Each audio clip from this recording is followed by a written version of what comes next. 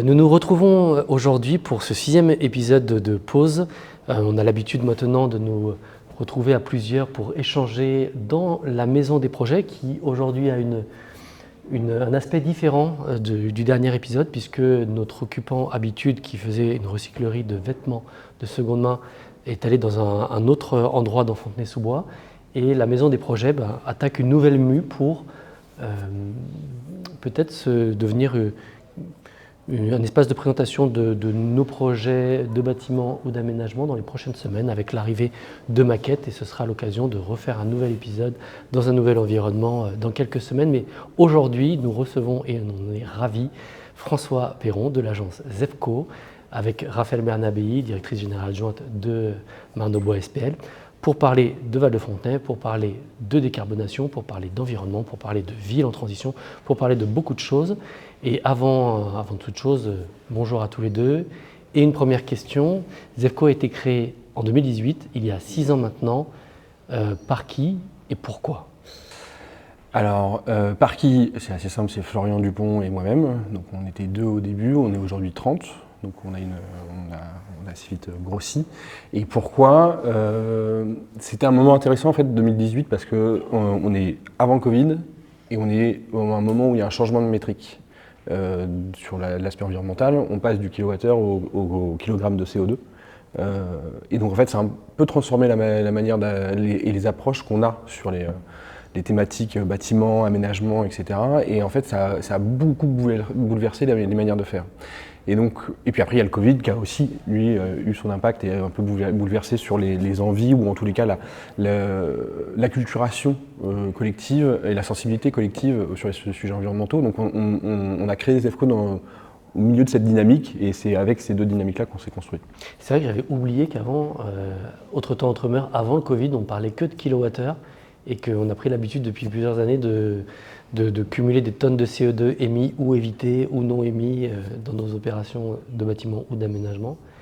Et j'avais oublié que c'était post-accord de Paris, en fait. Ouais, c'est-à-dire que les accords de Paris, c'est 2015. L'accord de Paris, c'est 2015. La labellisation E+C-, donc qui introduit la question du carbone, c'est 2016, les premières expérimentations. Et 2018, ça commence à prendre de l'ampleur. Et puis après, ça s'est concrétisé par la réglementation environnementale. Et non, mais ce qui est intéressant dans le kilogramme de CO2, c'est qu'en fait, il permet de transversaliser beaucoup en fait, l'approche. Parce qu'en fait, il permet de mettre au même niveau de la matière, de la ressource, de l'énergie, de la mobilité, des usages. Et en fait, on commence à avoir une vision qui est beaucoup plus globale de l'impact de l'aménagement ou de la construction avec ça. Et on peut aussi, ça amène, je pense, à réfléchir aussi à d'autres aspects de l'aménagement et de la construction qu'on n'avait pas avant, quoi. C'est-à-dire que l'aménagement comme l'infrastructure des sociétés, et donc des manières dont on consomme, dont on se déplace, etc., devient un sujet revient comme un sujet. Oui, c'est ça, parce que des fois, on critique beaucoup les approches uniquement carbone en disant que ça ne prend pas en compte, par exemple, l'ensemble des limites planétaires, la biodiversité, l'alimentation aussi, qui ont des impacts extrêmement forts en fait sur les émissions carbone. Et d'où vous, dans votre approche, il y a vraiment aussi cette ambition d'avoir cette approche un peu globale justement sur les aspects carbone. Oui, parce qu'en fait, aujourd'hui, on est dans un moment où en fait, c'est la société qui doit bifurquer. Enfin, toutes les trajectoires qu'on a sur comment atteindre la neutralité en 2050, qui est en fait la volonté, enfin ce qui a été énoncé dans l'accord de Paris, ça nécessite de tout changer en fait. Et donc, il faut qu'on arrive à avoir cette approche très systémique et en même temps de réussir à faire les bons arbitrages parce qu'on a aussi des moyens qui sont limités. Changer une société en 25 ans, parce que c'est cette échéance-là dont on parle, en fait, il faut aussi le faire avec des moyens qui sont en phase. Et donc forcément, il faut qu'on arrive à savoir quels sont les forts gains les plus pertinents pour pouvoir avancer. Quand quand tu arrives ou quand Zevco arrive sur un nouveau projet de bâtiment ou d'opération urbaine tel qu'on l'a ici, toujours avec en tête l'idée que on a 25 ans pour transformer notre manière d'appréhender la ville ou l'aménagement ou le territoire et globalement nos modes de vie. C'est toujours un peu ce que vous avez en tête en arrivant dans un projet, quelle que soit sa nature, sa taille, ses composantes? Oui, dans le sens où, déjà, en fait, il n'y a personne qui remet en question l'accord de Paris. Il n'y a personne qui remet en question, en fait, le fait qu'il faut qu'on préserve... Il y a eu quelques dirigeants aux États-Unis qui l'ont fait. Maintenant, mais il n'y a personne qui remet en question le fait qu'il faut qu'on préserve aussi l'habitabilité de notre planète. Et ce qu'on manque aujourd'hui, c'est cette opérationnalité. Et c'est d'opérationnaliser ça. Et donc au final, nous, quand on arrive sur Val de Fontenay, typiquement, on se dit, on a des documents nationaux, des documents, et puis c'est des documents qui sont rentrés dans le cadre de la loi, hein. Donc le public est redevable de ces trajectoires. Et de le rappeler, et puis d'essayer aussi de l'objectiver, de l'opérationnaliser en disant, en fait, oui, si on veut arriver à cet objectif-là, il faut se mettre en route dès maintenant, et avec ces trajectoires-là, quitte à ce qu'on n'y arrive pas, mais au moins on aura essayé et on ne pourra pas nous le reprocher. Donc oui, c'est clairement le point d'entrée pour nous dans le projet, il est là. Et on sent qu'en plus, il y a cette nécessité d'en faire une culture commune en fait, de cette question carbone. Beaucoup de gens, c'est pas la seule focale et on pourra revenir sur les autres focales parce que même si elle est très très large, il y a bien sûr la question de l'adaptation aussi au changement climatique qui est une autre problématique. Il y a des questions sociétales qu'il faut intégrer, mais sur la question carbone, oui, il faut qu'on arrive à avoir tous en tête ce que veut dire l'accord de Paris et les objectifs de neutralité carbone en termes de changement et de marche à passer pour qu'on puisse se mettre en transition, non, mais pour qu'on puisse avancer.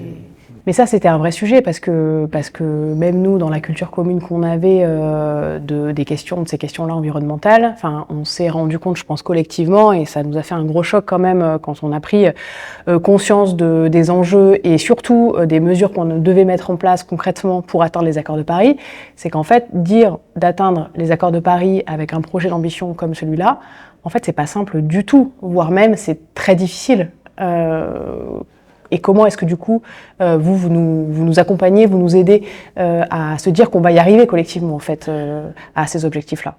Déjà, la première démarche, c'était de vous donner à voir les marches à franchir. Une fois qu'on a fait ce travail-là, il y a un travail collectif qui se met en place, qui est OK, est-ce qu'on y va, est-ce qu'on n'y va pas? Et vous jouez pleinement votre rôle là-dessus sur Val de Fontenay, en allant justement explorer des nouvelles manières de faire.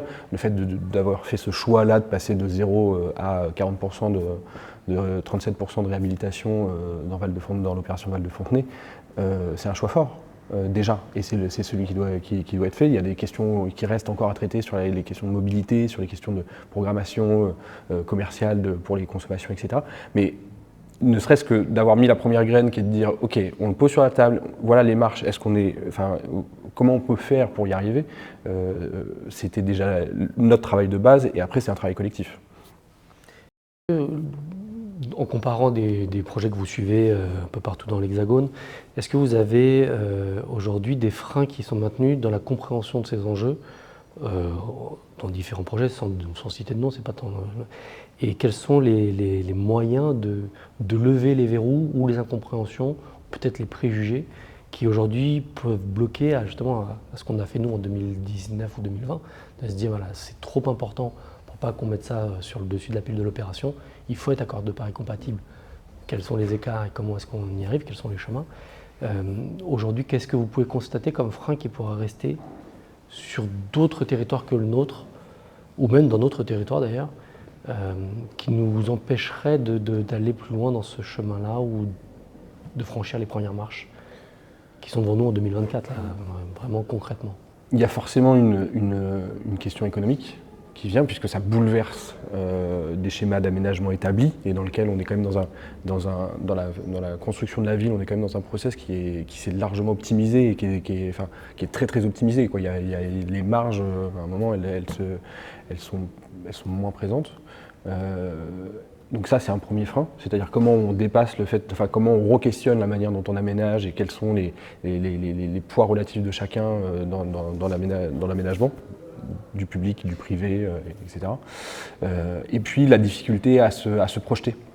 Parce qu'en fait, le changement climatique, au final, c'est quelque chose, on commence à ressentir de plus en plus les effets, mais qui est quand même assez lointain et sur lequel on a l'impression qu'on n'a pas de prise. Et surtout, les marches à franchir nous paraissent tellement gigantesques qu'on se dit mais c'est pas possible, on va jamais y arriver, quoi. Et donc en fait, à partir du moment où on voit la marche qui est à franchir, il y a vraiment cette question qui se pose, c'est ok, est-ce que je m'arrête au pied de la marche en disant j'y arriverai jamais, ça sert à rien de tester, ou je teste, quitte à me prendre des gadins, mais au moins j'aurais testé, j'aurais essayé quelque chose, peut-être que je le réajusterai la fois d'après, etc. Et pour nous, la question justement de s'autoriser à tester et à créer du retour d'expérience et à essaimer finalement, elle est fondamentale. C'est-à-dire que si on veut y arriver, il va falloir qu'on arrive à embarquer les gens autour de nous sur des opérations un peu phares, exemplaires, et qui testent des choses pour derrière les répliquer. Mais justement, tu évoquais dans ton premier point la question du modèle économique. Effectivement, c'est absolument fondamental parce qu'aujourd'hui, on voit que les modèles économiques, tant du promoteur que de l'aménageur, sont bâtis sur presque des incitations à construire, des incitations à consommer aussi du carbone, avec pour l'aménageur une rémunération qui est basée sur des pourcentages de vente de charges foncières, par exemple. Alors on pourrait avoir des approches qui sont alternatives comme des forfaits, par exemple. Et sur le promoteur, pareil, c'est-à-dire sur potentiellement une optimisation aussi de son coût de construction, quand on sait aujourd'hui que construire bas carbone, ça coûte plus cher, et également une marge qui vient aussi de du quantitatif réalisé sur les productions de projets immobiliers. Comment est-ce qu'on arrive, d'un point de vue économique aussi, à inciter concrètement et à aligner un petit peu le modèle économique à nos ambitions carbone aussi qu'on poursuit, parce que c'est vrai voilà, pour pas aller en permanence à contre-courant de ce qui est la logique aussi économique actuelle. Je ne sais pas si je suis mieux placé pour y répondre. Des pistes de réflexion là-dessus. Mais globalement, c'est la question qui s'est posée au moment où, justement, alors on n'a pas encore parlé de la boussole, etc., mais dans tous les cas, dans la démarche qu'on a portée sur Val de Fontenay-Alouette, avec vous et avec le reste de la maîtrise d'œuvre urbaine, il y a cette question de savoir où est-ce qu'on doit aller, donc quelles sont les trajectoires qu'on se donne et les objectifs qu'on se donne en termes d'ambition bas carbone. Et très vite, on a voulu y rajouter une brique économique parce que c'est la première chose qu'on nous oppose. Ce qu'on voit dans cette démarche, c'est que, il y a des leviers qui doivent être utilisés qui sont ISO ou voire où on gagne de l'argent, notamment les questions de mobilité, où en fait on voit qu'on continue de construire énormément d'infrastructures pour la voiture. Or, on sait que la trajectoire nous amène, enfin les trajectoires sur la mobilité nous amènent à réduire fortement la place de la voiture. Donc ça doit être questionné. Et c'est là où aussi je mets ça en parallèle avec la difficulté de se projeter. C'est-à-dire que dire aujourd'hui à un aménageur, à un élu ou même à un promoteur, en fait il faut que tu construises 3 fois moins de parking, il y a un risque sur la commercialité, il y a un risque d'engorgement de l'espace public, ça provoque des difficultés, mais sauf que ce parking-là, il est construit pour les 50 voire les 100 prochaines années, et donc au final, il faut tout de suite être en capacité de se dire que la décision que je prends à l'instant T, elle a des répercussions, déjà elle va être mise en œuvre à T+5, T+10, et elle va avoir des répercussions sur T+50. Donc c'est là où en fait il faut commencer à accepter de changer les choses, peut-être petit à petit avec du retour d'expérience, mais il faut se mettre en mouvement. Donc sur la mobilité, il y a un vrai levier de gain économique, gain carbone, et après il y a une équation qui est à repenser sur l'aménagement, et c'est un chantier. On a vu on sait qu'il y a plusieurs niveaux dans la chaîne de valeur de l'aménagement. On sait aussi qu'il pourrait y avoir des logiques d'incitation carbone sur les ventes de charges foncières ou sur les achats de terrain, qui pourraient être mises en place et qui pourraient permettre aussi de retrouver quelques marges. Et puis après, il y a des leviers méthodologiques aussi, alors sur lesquels on a moins de retours d'expérience, mais qui sont intéressants à explorer, c'est-à-dire comment on vient lier à la fois une démarche, une ambition carbone à un développement économique locales. Typiquement, c'est ce qu'on porte aussi à Pirmine-les-Îles, où on a fait toute une démarche de sourçage des entreprises locales pour savoir comment elles pouvaient s'intégrer dans un projet d'aménagement, et donc comment en fait on sort de la chaîne de valeur de l'aménagement pour développer une autre économie à côté, et qui pour l'instant fait ses preuves en termes de synergie entre entreprises et ressources locales en biosourcé et intégration dans un projet urbain. Donc voilà, l'équation elle reste complètement à écrire, et puis il faut, encore une fois, il faut tester tous ces éléments-là, quoi. On a assez rapidement, donc il y a plusieurs années maintenant, on va dire labellisé, ou en tout cas mis un nom sur notre démarche carbone appliquée à notre opération d'aménagement sur Val de Fontenay en parlant de boussole carbone. Alors c'est pas qu'un mot valise, parce que derrière il y a pas mal de calculs assez savants, il y a pas mal d'ingénierie de bureaux d'études techniques spécialisés dans l'environnement, et avec pour nous, maîtres d'ouvrage, l'objectif de nous orienter dans nos propres décisions sur un îlot, sur un bâtiment, sur l'opération d'une manière générale, en fonction de cet objectif de traiter le carbone d'une manière générale, et à travers ça, un certain nombre de points qui vont de la mobilité à l'énergie en passant par la matière construite ou non construite, et peut-être aussi demain l'alimentation, les consommations, etc. Plus précisément, comment tu définirais, ou qu'est-ce qu'il y a derrière ce terme de boussole carbone?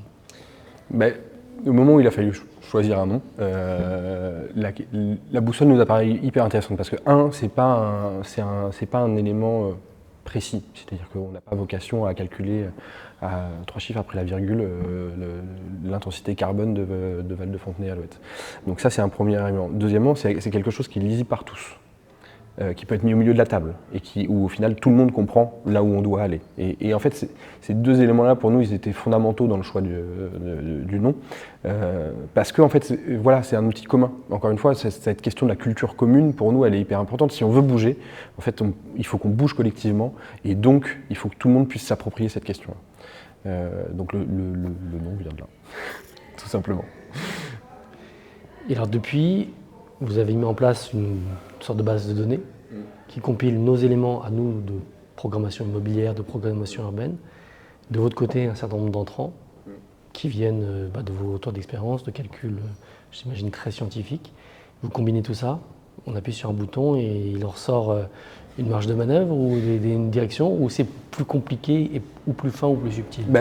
Le premier élément donc, la volonté de la boussole carbone, c'était déjà d'essayer d'opérationnaliser les accords de Paris. Pour nous, il y a un chaînage, accords de Paris, stratégie nationale bas carbone, plan climat-énergie métropolitain, et nous. Et voilà, et nous. Et en fait, ce qui est intéressant là-dedans, c'est qu'on s'aperçoit que, au final, on a des grandes intentions à l'échelle métropolitaine, mais en fait, on ne sait pas quelle est la contribution de chacun au sein d'une métropole à ces objectifs. Donc déjà, on a fait un premier travail qui était de dire, ok, les objectifs métropolitains avec les équilibres existants, neufs, tertiaires, résidentiels, etc., à l'échelle de la métropole sont ceux-là. On va avoir d'autres équilibres à l'échelle de Val de Fontenay. Comment ça vient moduler les objectifs du plan climat-énergie. Donc ça, c'était un premier travail qui nous permet de définir une trajectoire et de dire comment on doit appliquer et quel est ce que doit faire Val de Fontenay pour que, collectivement, là, à l'échelle de la métropole, on puisse aller dans le bon sens. Donc ça, c'était un premier travail. Et puis,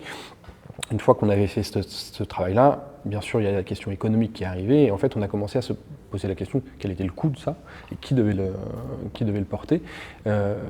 Aujourd'hui, ce qui en ressort de la boussole, c'est une répartition des coûts, qui est encore en cours de travail avec vous sur comment justement on essaye d'équilibrer un petit peu, en sachant que la volonté qui est portée collectivement, mais c'est de ne pas changer le prix de sortie. Donc ça, c'est quand même aussi on a verrouillé une partie de l'équation, mais c'est ce qui en fait quelque chose d'intéressant, parce qu'il n'y aura pas d'impact sur les utilisateurs finaux. Et puis on en sort aussi un coût d'abattement, c'est-à-dire qu'en termes d'action, on arrive à se dire quel est le coût de la tonne de CO2 évité par action, et donc au final ça permet d'orienter aussi dans une recherche d'efficience l'action qu'on va mener sur Val de Fontenay. Ouais, peut-être pour donner un peu des exemples concrets sur comment est-ce que nous, ça nous oriente et ça nous re-questionne aussi dans nos modes de faire.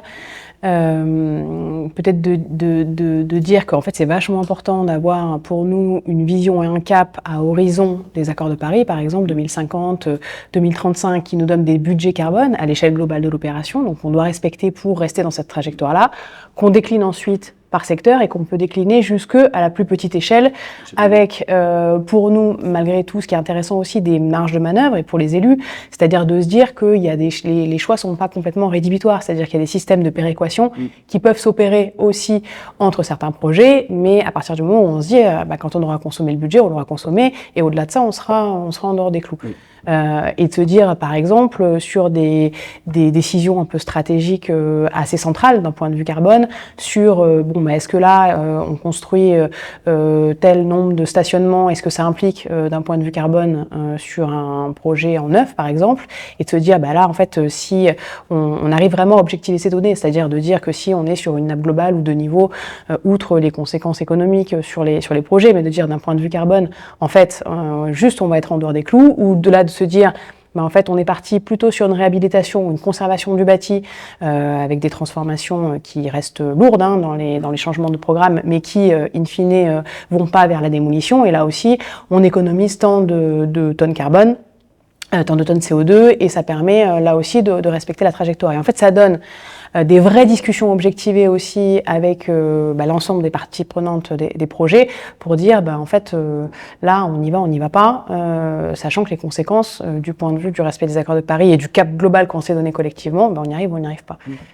Et avec la spécificité qu'on a décidé d'intégrer la mobilité dans cette boussole-là, ce qui est quand même déjà un élargissement par rapport à la métrique classique, l'intégration de la mobilité, et sur lequel il y a des engagements à l'échelle de la métropole ou même à l'échelle nationale sur une trajectoire qui est très sévère, puisque à l'échelle à 2050, on ne doit plus avoir d'émissions liées au transport et à la mobilité.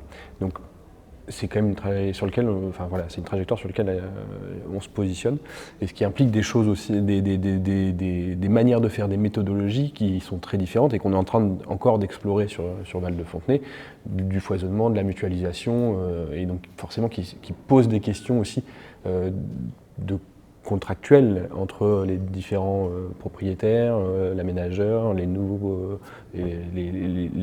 opérations, etc., et qui sont clairement à explorer. Et ça se trouve, on n'y arrivera pas. Mais c'est pas grave, on s'est posé la question, on sait que c'est un enjeu, et on s'est mis à réfléchir.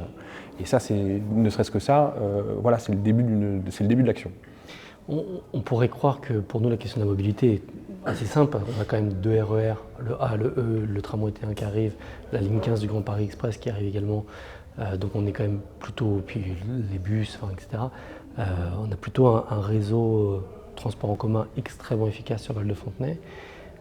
Est-ce que, en arrivant, le premier jour de travail sur notre opération, tu te disais ça va être assez facile sur la question de la mobilité d'atteindre, ou en tout cas d'être sur un chemin qui nous rapproche des accords de Paris assez facilement, et donc est-ce que tu t'attendais à ce qu'il y ait autant de difficultés justement, ou autant de besoin de foisonner, d'aller convaincre sur du foisonnement, d'aller travailler le stationnement à un endroit où effectivement la desserte en transport en commun est assez très efficace, voire exceptionnelle par rapport à d'autres territoires. Mais c'est là où on revient à la question de la capacité collective à se projeter. C'est-à-dire qu'aujourd'hui, je pense qu'effectivement, la question de la voiture reste importante à Val de Fontenay. Demain, avec l'arrivée de l'ensemble des transports, sans doute un réagencement de l'espace public qui fait plus de place au vélo, etc., on aura une lecture complètement différente. La question, c'est de savoir est-ce qu'on arrive à l'avoir dès à présent, parce que en fait, les choix qu'on fait maintenant sont ceux de demain, quoi. Après, il y a des vraies limites quand même réglementaires à tout ça. Enfin, on sait que sur le secteur du Val de Fontenay, c'est un quartier de tertiaire avec beaucoup de bureaux, beaucoup de places de bureaux qui ont été construites dans les années 70, 80 et même au-delà, avec aujourd'hui 4000, c'est énorme, places vides sur l'ensemble du secteur. Et aujourd'hui, dans les options qui nous conduiraient à mutualiser et foisonner au sein même de ces parkings qui sont existants et qui sont de la ressource en fait existante déjà bâtie, on voit bien qu'on est confronté aussi à des contraintes directes avec les intérêts qui vont à l'encontre des intérêts des propriétaires de ces actifs-là, ou alors dont c'est pas du tout la culture commune jusqu'à présent. Donc il y a quand même aussi un besoin, enfin je prends cet exemple-là, mais de l'incitation économique c'est pareil, quoi, d'avoir des modifications aussi extrêmement fortes, tant d'un point de vue réglementaire que fiscal, qui nous dépassent et qui vont aussi accompagner et nous permettre de contraindre aussi pour reprendre l'exemple du stationnement, contraindre les propriétaires à mettre à disposition les places vides sur un quartier par exemple. Mais ce qui est, enfin, oui, et en fait on se pose la question ici parce qu'il y a cette ressource, mais cette question elle devient hyper intéressante. C'est-à-dire qu'on a construit, il y a encore récemment, des nappes de parking, des niveaux de parking qui sont aujourd'hui complètement utilisés parce que on les a pensés un peu en dehors d'une réflexion globale avec ce nœud de transport qui va s'accroître.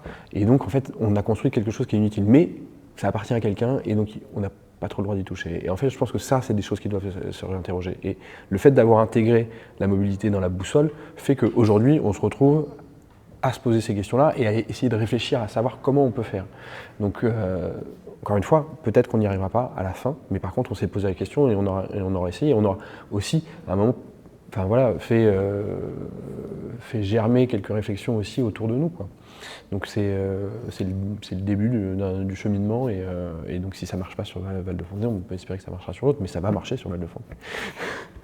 Peut-être juste aussi une question, ouais ça va marcher c'est sûr, enfin en tout cas on va essayer de faire en sorte que, pour toi quand tu prends une opération d'envergure comme celle du Val-de-Fontenay, il y a beaucoup de choses aussi qui relèvent du bon sens, enfin est-ce que tu pourrais nous dire quelles sont les actions, les bonnes actions de bon sens en fait qui permettent d'avoir un réel impact en termes de trajectoire carbone sur un projet comme celui-là? Après, au-delà, enfin, avant de parler de bon sens, il y a déjà des qualités intrinsèques. C'est-à-dire qu'on arrive quand même dans un secteur où effectivement il y a un nœud de transport qui est présent, qui dessert tout le quartier et qui innerve et qui va être le deuxième pôle d'Île-de-France de transport. Donc vous avez cette ressource-là, vous avez un réseau de chaleur qui va être de plus en plus vertueux. Vous avez déjà une présence, une infrastructure végétale qui est très forte dans le quartier. Donc, on a des bureaux qui vont se vider et qu'on va pouvoir utiliser comme matière à transformation in situ. Vous avez déjà un patrimoine et puis en plus dans une transformation bureau-logement, donc en fait vous bénéficiez d'une certaine forme de la générosité du tertiaire pour pouvoir le transformer en logement, ce qui va créer aussi des logements qui vont être un peu différents. J'aime beaucoup le terme générosité du tertiaire. Non mais les dimensionnements sont généralement plus importants. Seront appréciés. Et donc, en fait, toute cette matière-là, toute cette ressource-là, vous l'avez déjà dans le site. Et la première démarche de bon sens, c'est de savoir l'utiliser. Et au final, les partis pris qui ont été pris par le groupement de maîtrise d'œuvre avec vous sur l'opération de Val-de-Fontenay, ils ont su saisir ces éléments-là pour bâtir, en fait, donc c'est les piliers du projet et donc on se dit, ben voilà, il y a une ville qui est déjà construite, il y a déjà des structures qui sont là, il y a des bâtiments qu'on peut réutiliser, on s'appuie dessus et on construit à partir de là. Donc derrière, il en découle une recherche on va limiter notre impact sur les ressources, on va forcément avoir une démarche carbone puisqu'on va réutiliser de la matière qui est déjà en place. On va offrir une qualité d'usage qui est différente parce que on va travailler avec de l'existant qui a une certaine, qui est déjà, qui va offrir certaines qualités. Donc c'est à partir de tout ça. Enfin, il faut savoir l'utiliser en tous les cas. La première démarche de bon sens. À plusieurs reprises, j'ai été entendu établir une distinction, une nuance ou une vraie différence entre atténuation et adaptation. Est-ce que, à travers l'exemple de Val-de-Fontenay, tu peux nous redire ces grandes attitudes qui sont nécessaires l'une comme l'autre face au dérèglement climatique tel qu'il est en cours. Quelle est la différence entre les deux et puis surtout comment après dans un projet d'aménagement ça se décline atténuation et adaptation? Alors, l'atténuation, c'est d'essayer de réduire nos émissions de gaz à effet de serre et donc pour pouvoir rester dans une trajectoire qui limite le réchauffement à 1 à 2 degrés. Donc ça, c'est juste pour se dire, on agit et on évite d'empirer le problème du changement climatique. Et puis le deuxième, l'adaptation, c'est on a un climat qui a déjà changé. On va vers de plus en plus d'épisodes caniculaires, on va vers des épisodes de pluvieux de plus en plus importants. Et donc comment aussi on s'adapte à ça. Et donc ça nécessite de réécrire aussi un petit peu la manière dont on fait de la place à la végétation en ville, à la présence de l'eau. Et pour nous, il est essentiel de maintenir ces deux thématiques au même niveau. C'est-à-dire que de plus en plus, on entend dire, de toute façon, sur la partie atténuation, la France ne va pas pouvoir résoudre le problème, et donc le problème est ailleurs, etc. etc. Donc on arrête de travailler, on se met trop de contraintes, on limite notre compétitivité, etc. etc. Enfin, et donc on arrête de traiter ça, et on met tout sur l'adaptation parce qu'il va falloir mettre le paquet pour pouvoir adapter nos villes. Le problème, quand on fait ça, c'est que si on ne traite plus l'atténuation, déjà on ne fait pas notre part, si on n'atténue plus, on ne sait pas à quoi s'adapter, et donc au final il faut maintenir une volonté forte sur la question de l'atténuation. Et puis bien sûr, là on a beaucoup parlé de carbone, mais il y a tout un pan du projet VDFA sur lequel on travaille sur l'adaptation au changement climatique. Si moi-même je me trompe, ça ne va pas. L'adaptation au changement climatique, et là c'est tout le travail qui peut être fait avec de désimperméabilisation, de remise en réseau, et de retrouver le cycle naturel de l'eau, qui va permettre aussi justement de faire de Val-de-Fontenay un quartier agréable dans le temps long. Et encore une fois, il y a une richesse qui est déjà là, il y a une qualité du projet qui est déjà existante et sur lequel on s'appuie, et on ne fait juste qu'étendre en fait qu'étendre le projet paysager.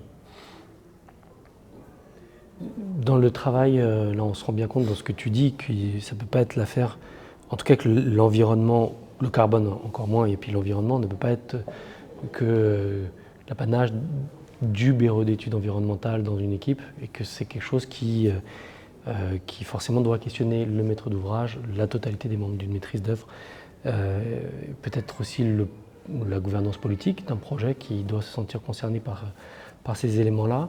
Est-ce que aujourd'hui tu constates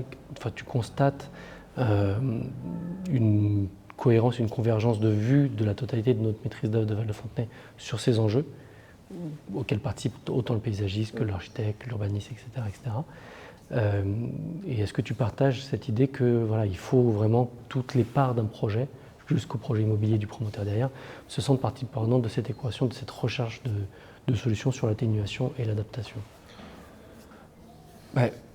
Ce qui est sûr, c'est que si on veut avancer de manière efficace, etc., il faut le faire collectivement. Donc au global, plus la question environnementale est partagée, plus on va avoir un impact important sur jusqu'aux habitants d'ailleurs. Et jusqu'aux habitants, c'est-à-dire que quand dans la boussole on commence à parler de consommation, d'usage, de déchets, etc., c'est aussi parce qu'on cherche à aller jusque-là.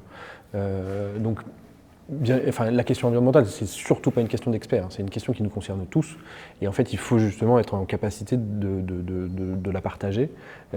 Aujourd'hui, on a la chance d'avoir cette configuration-là sur Val-de-Fontenay, c'est-à-dire que l'ASPL est société à mission, TVK est complètement convaincu qu'il faut reconstruire la ville sur elle-même, qu'il y a une vraie valeur aujourd'hui dans ce qui est déjà constitué sur Val-de-Fontenay, et qu'il faut juste l'amener lui donner une deuxième vie, un deuxième futur. Coloco travaille énormément sur la question de la désimperméabilisation, sur la mise en place de pépinières pour avoir une végétation mature au moment où le projet est livré, etc. Donc, bref, oui, on sent qu'il y a un vrai engouement, même d'un point de vue politique. C'est porté. Les ateliers qu'on a fait avec les élus montrent aussi leur capacité à s'approprier cette question carbone et à quel point ils veulent la porter. Donc aujourd'hui, la configuration est très bonne. Elle est présente dans d'autres projets urbains, et c'est bien, parce qu'en fait, encore une fois, je pense que post-Covid, il y a eu quand même cette prise de conscience un peu généralisée que ok, en fait, on est dans une société établie, mais qui a ses fragilités, et elles sont sans doute mises de plus en plus à jour avec le changement climatique et les questions de biodiversité aussi. On arrive un peu au terme de notre échange. Est-ce que, toi, est-ce que tu as une question à poser au maître d'ouvrage sur ces questions de décarbonation et pour inverser un peu le... Je pense que la question qui pourrait se poser, c'est au final à quel moment, parce qu'en fait il y a une phase préopérationnelle sur Val-de-Fontenay, donc à quel moment vous avez dit qu'il fallait le bifurquer sur le projet de Val-de-Fontenay, en tous les cas en faire un projet qui soit exemplaire d'un point de vue carbone, et comment vous allez, vous comptez le porter dans le temps. Et pour toi, celle-là. Non, pour comme. Vas-y. Je fais la première partie sur la prise de conscience. La prise de conscience et la préfiguration, même au moment du plan guide sur Val-de-Fontenay.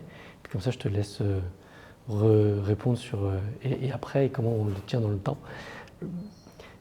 Je pense que cette préoccupation figurait déjà dans le travail qu'on avait fait avec AWP, Topotech, enfin toute l'équipe qui s'était rassemblée sur le plan guide, qui ne s'était pas exprimé en termes de boussole carbone, mais qui exprimait ses interrogations sur les matières existantes, sur la manière de transformer une ville ou de l'avoir en transition et de l'amener à respecter son territoire au moment de sa transformation, qui amenait l'équipe d'AWP par exemple à réfléchir à des jachères, des endroits où on vient laisser le temps au territoire de se poser 1 an, 2 ans avant d'être transformé, qui posait déjà un regard extrêmement précis, assez flatteur aussi sur le déjà là, les existants en termes d'espace public, il faut peut-être révéler les existants en termes de bâtiments qui présentent quelques défauts, quelques vieillissements, un petit peu d'obsolescence, mais qu'il ne faut pas raser pour autant et qu'il ne faut surtout pas dénigrer. Donc il y avait toutes nos préoccupations, nos questions actuelles en germe dans le travail du plan guide. Où est-ce que le travail du plan guide a agi comme une maïeutique pour nous permettre de formaliser et de prendre encore plus conscience de ces enjeux.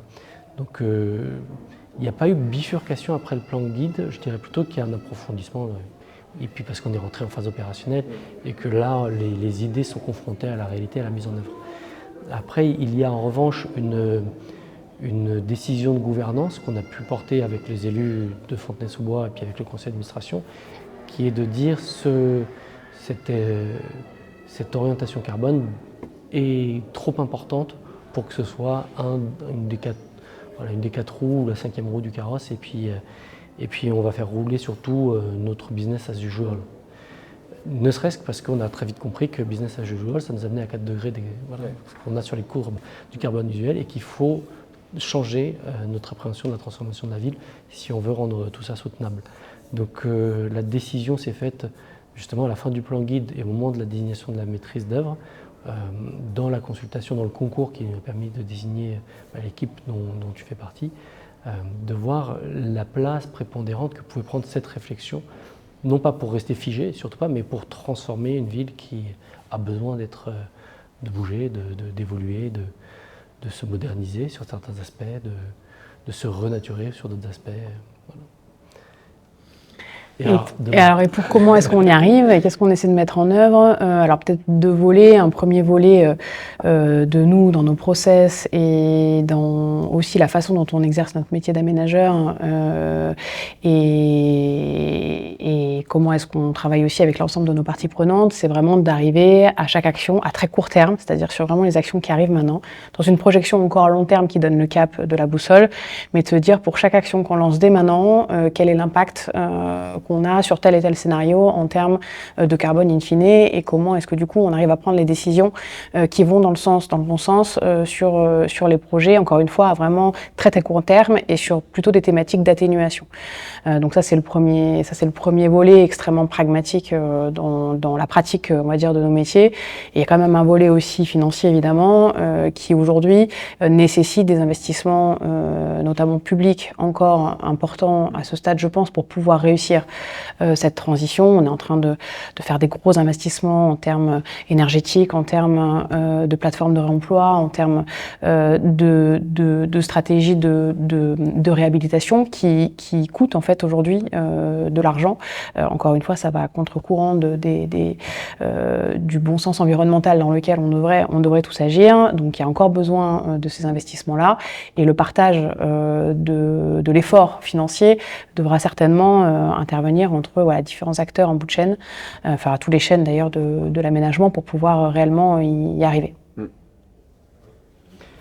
Bon, on est arrivé au terme aussi de notre échange. Un grand merci François de t'être livré à cet exercice avec nous. Et puis je vous dis à très bientôt pour un nouvel épisode.